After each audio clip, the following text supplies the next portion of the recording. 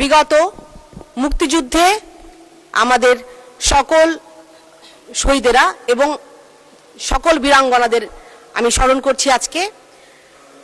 পাশাপাশি বিগত স্বৈর শাসনের বিরুদ্ধে যে আন্দোলন, সেখানে বলপূর্বক গুমের শিকার, বিচার বহির্ভূত হত্যার শিকার সকলকে শ্রদ্ধা ভরে স্মরণ করছি। বিডিআর হত্যাকাণ্ড, শাপলা গণহত্যায় যাদেরকে হারিয়েছি এবং পরবর্তীতে আমাদের জুলাই যোদ্ধাদেরকে, সকল শহীদকে, আহতকে শ্রদ্ধা ভরে স্মরণ করছি। ধন্যবাদ মাননীয় স্পিকার। প্রথমে আমি আমাদের মাননীয় অর্থমন্ত্রীকে ধন্যবাদ জানাতে চাই দেশের অর্থনৈতিক পুনরুদ্ধার, মানব সম্পদ উন্নয়ন ও সামাজিক সুরক্ষাকে গুরুত্ব দিয়ে একটি কম্প্রিহেন্সিভ বাজেট উপস্থাপনের জন্য। 2026-27 অর্থ বছরে উত্থাপিত বাজেট শুধু একটি আর্থিক দলিল নয়, এটি দেশের প্রান্তিক মানুষ, নারী, প্রবীণ, প্রতিবন্ধী, শিক্ষার্থীরা এবং সামাজিকভাবে পিছিয়ে পড়া জনগোষ্ঠীর জন্য একটি মানবিক ও জনকল্যাণমুখী রাষ্ট্র গঠনেরই রূপরেখা। মাননীয় স্পিকার, বর্তমান সরকার দায়িত্ব গ্রহণ করার পর থেকে জনগণের মান উন্নয়নের, জীবন মান উন্নয়নের জন্য ও অর্থনীতিকে পুনরুজ্জীবিত করার জন্য ধারাবাহিকভাবে কার্যক্রম পদক্ষেপ গ্রহণ করে আসছে এবং তারই এই সুস্পষ্ট প্রতিফলন ঘটেছে আমাদের প্রস্তাবিত বাজেটে। এটি বাংলাদেশের সবচেয়ে বৃহৎ বাজেট। দেশের খাদ্য নিরাপত্তা নিশ্চিত করতে, কৃষকের উৎপাদন সক্ষমতা বাড়াতে, ভূমিহীন ও প্রান্তিক 42,50,000 কৃষকের জন্য 1,062,50,00,000 টাকা বরাদ্দ রাখা হয়েছে। এটি উৎপাদন বৃদ্ধির পাশাপাশি গ্রামীণ অর্থনীতিকেও শক্তিশালী করে। সামাজিক নিরাপত্তা খাতে এবারের বাজেট একটি যুগান্তকারী পদক্ষেপ। ফ্যামিলি কার্ডের আওতায় 41 লাখ নারীকে যে ভাতা দেওয়া হচ্ছে, নারীর অর্থনৈতিক ক্ষমতায়নের ক্ষেত্রে নতুন দিগন্ত উন্মোচন করছে। একই সঙ্গে সামাজিক নিরাপত্তার কর্মসূচির জন্য 1,44,338 কোটি টাকা বরাদ্দ দেশের ইতিহাসে অন্যতম বৃহৎ সামাজিক সুরক্ষা বিনিয়োগ।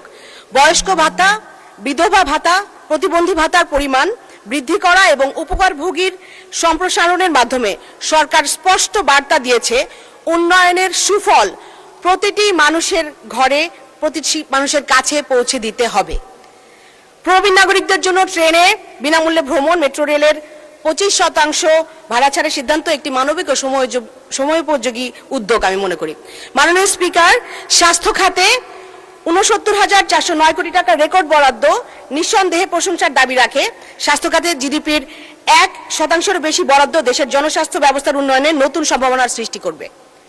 1 লক্ষ স্বাস্থ্যকর্মী নিয়োগ, পরিকল্পনা, ডায়ালাইসিস ফিল্টারে কর শুল্ক অব্যাহতি, চিকিৎসা যন্ত্রপাতি ও ওষুধ শিল্পের কাঁচামালে শুল্ক প্রত্যাহারের মতো এই উদ্যোগগুলো জনগণের চিকিৎসা ব্যয় কমাতে গুরুত্বপূর্ণ ভূমিকা রাখবে। মাননীয় স্পিকার, শিক্ষা খাতে 1,36,606 কোটি টাকার বরাদ্দ এবং জিডিপির 2% উন্নীতকরণ অত্যন্ত ইতিবাচক সিদ্ধান্ত এবং আমরা মনে করি বাংলাদেশের ভবিষ্যৎ এবং মানব সম্পদ উন্নয়নে এটা ভিত্তি রচনা করবে। তরুণ উদ্যোক্তাদের জন্যও রয়েছে অত্যন্ত আশার বার্তা রয়েছে এই বাজেটে। 2,000 কোটি টাকার এসএমই পুনঃ অর্থায়ন তহবিল ও যুব ও ক্রীড়া উদ্যোক্তাদের জন্য 500 কোটি টাকার বিশেষ বরাদ্দ রয়েছে, যেটি কর্মসংস্থান সৃষ্টি ও নতুন উদ্ভাবনাকে উৎসাহিত করবে। প্রবাসী কর্মীদের জন্য মাইগ্রেন্ট কার্ড চালুর উদ্যোগ, বৈধ চ্যানেলের মাধ্যমে রেমিটেন্স পাঠানোর যে উদ্যোগ, 2.5% নগদ প্রণোদনা অব্যাহত রাখা আমাদের প্রবাসী ভাই বোনদের প্রতি সরকারের দায়িত্বশীলতারই বহিঃপ্রকাশ।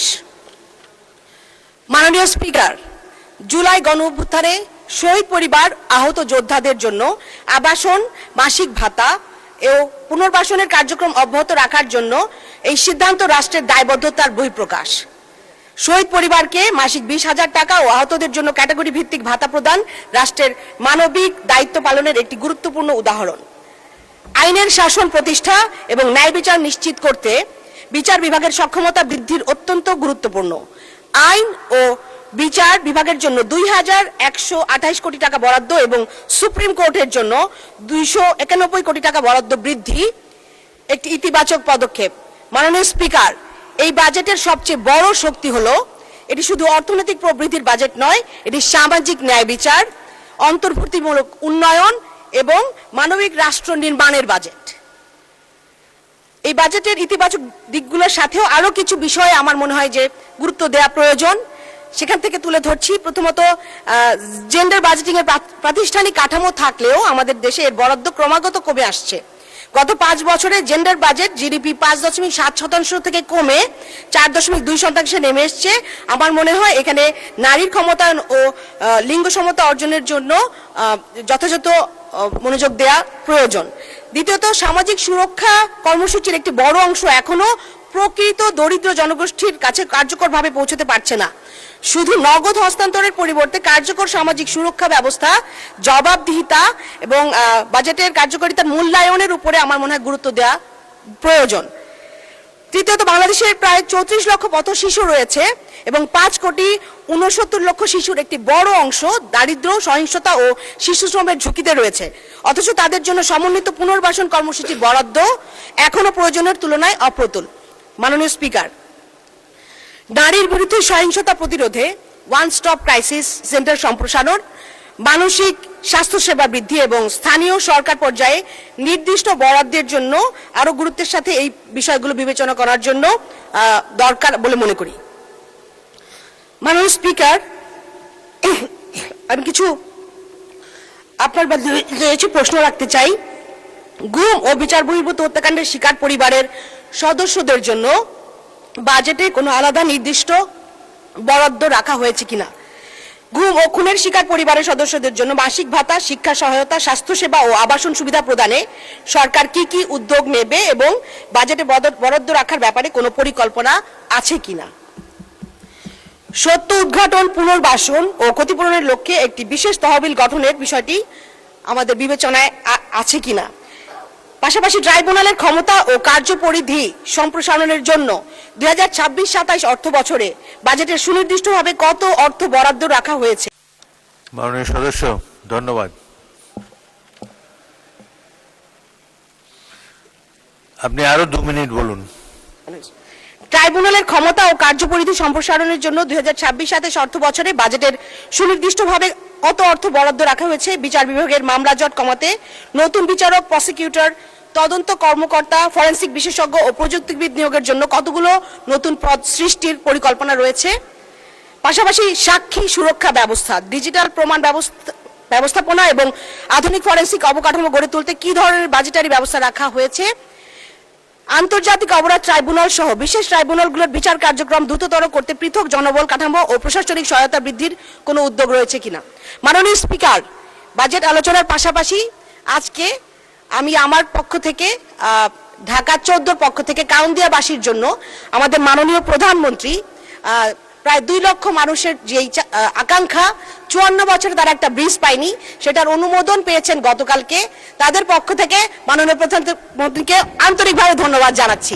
আমাদের সাথে আমাদের এখানে ঢাকা 14 মাননীয় সংসদ সদস্য আছেন। আমাদের সকলের পক্ষ থেকে মাননীয় প্রধানমন্ত্রীকে আন্তরিকভাবে ধন্যবাদ ও কৃতজ্ঞতা। এই নতুন বাংলাদেশটা বিনির্মাণ করার জন্য মনে হয় আমাদের সকলকে একসাথে কাজ করতে হবে, কারণ যেই স্বৈর শাসনের নির্যাতনের ভিতর দিয়ে আমরা এসেছি, যেই বাংলাদেশের স্বপ্ন আমরা দেখছি, সেই বাংলাদেশ গড়তে আমাদের মনে হয় আমরা যদি সকলে একত্রিতভাবে কাজ করি, ইনশাআল্লাহ আমরা সেই বাংলাদেশ বিনির্মাণ করতে পারবো। আমার দেশ আমার কাছে সবচেয়ে